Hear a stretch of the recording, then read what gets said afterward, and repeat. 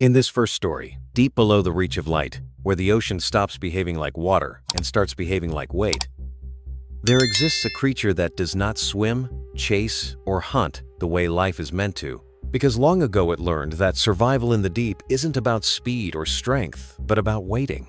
And this thing has had more time than anything else down there, drifting through the black like a living absence, its body stretched impossibly long, pale and translucent, so thin it almost looks like a distortion in the water rather than a physical form. And the closer it drifts to anything moving, the stranger the ocean feels. Currents slow, pressure equalizes, and sound seems to dull, as if the water itself is being muted, because this creature doesn't sense with eyes or ears, but with its entire surface, feeling vibrations, pressure shifts, distant tremors, even the faintest hum traveling through miles of water. And over time it learned patterns, that certain disturbances always come from above, that they start loud and curious and end quiet and empty. So instead of attacking them, the creature began to follow, aligning its body perfectly beside the descent, matching speed, never touching, never revealing itself, just waiting as motion gradually weakened. And when that motion slowed enough, when the water around it finally settled, a seam would open along the creature's side.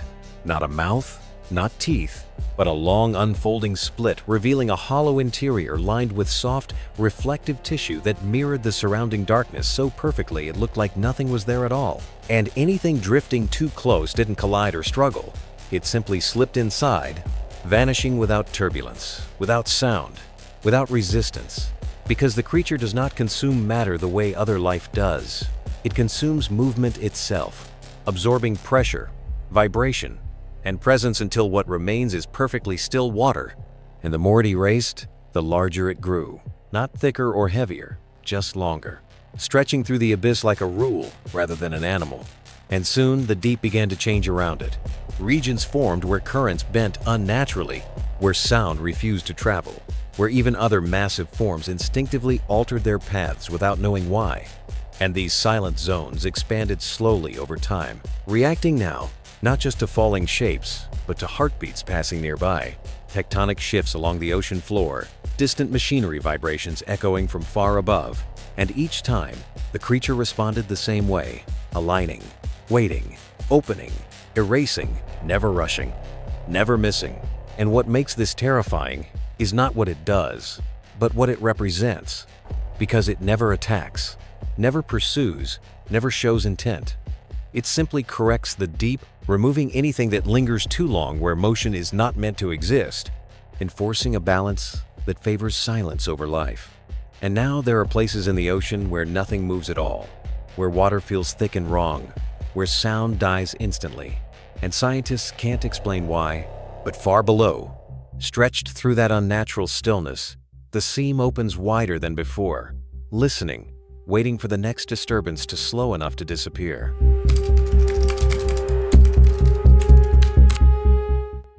In this second story, far deeper than the first silence, there is a place where the ocean floor drops away into uneven trenches, and something lives there that looks nothing like a body meant to exist in water, because it isn't long or smooth but wide and folded, layered like overlapping sheets of dark flesh, drifting low over the seabed as if dragging the darkness with it. And what makes it terrifying is that it doesn't move through space so much as rearrange it. Because wherever it passes, distance becomes unreliable. Trenches appear closer than they are. Walls seem to bend inward, and the water itself feels compressed, as if reality is being gently crushed. And the creature's surface is covered in slow, blinking openings. Not eyes, not mouths, but soft circular gaps that open and close in no pattern, each one pulling in faint vibrations and releasing them seconds later, warped and delayed. So sounds arrive where they shouldn't, echoes repeat without sources, and pressure pulses arrive before the movement that caused them. And over time, the deep learned that entering these zones meant losing sequence. Because motion stopped behaving correctly, currents looped back on themselves, and nothing ever reached where it was supposed to go. And the creature never chased or blocked anything. It simply hovered, folding and unfolding its layers, expanding slightly whenever movement increased nearby, as if feeding on confusion itself. And when vibrations became dense enough, the folds would open wider, revealing depth that shouldn't fit inside its shape. A collapsing interior where pressure dropped instead of rising, pulling motion inward without force, without resistance. And once something crossed that threshold, it didn't vanish immediately. The water around it continued moving for a few seconds, currents still flowing toward a destination that no longer existed, before snapping into perfect stillness. And what makes this worse is that the creature leaves these distorted regions behind, even after it drifts on. Scars in the ocean where distance, sound, and movement never fully recover. Places where the deep feels wrong forever. And now there are expanding zones on the seafloor where nothing arrives when it should, where vibrations return out of order, where the ocean seems to hesitate before responding because somewhere below, something wide and folded is drifting again, slowly rearranging the deep, waiting for motion to become confused enough to take.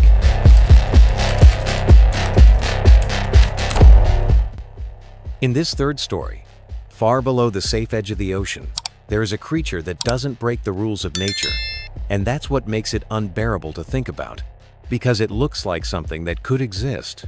A massive deep-sea organism shaped by pressure and time, its body thick and uneven, covered in ridged plates like hardened flesh layered over itself, resembling a fused colony of ancient sea life rather than a single animal. And unlike the others, this one has direction, a clear front and back, with a flattened head and clusters of small, light-sensitive pits scattered across its surface. Not eyes meant to see clearly, but to detect shadows moving where they shouldn't.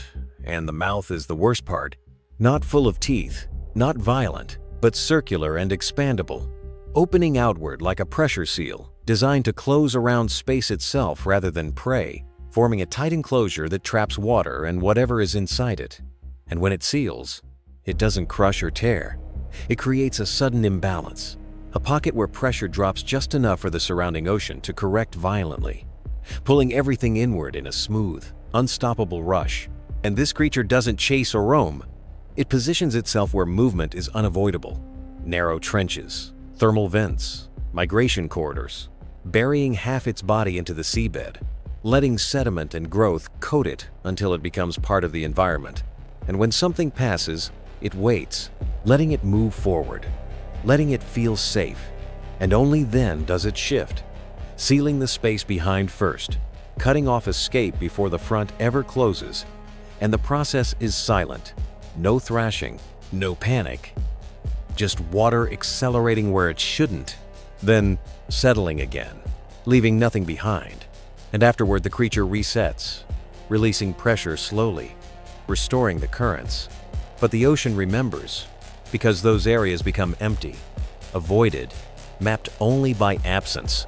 And the most terrifying part is knowing this thing doesn't need to hide, because it fits perfectly into a world we barely understand. Still waiting, still adapting.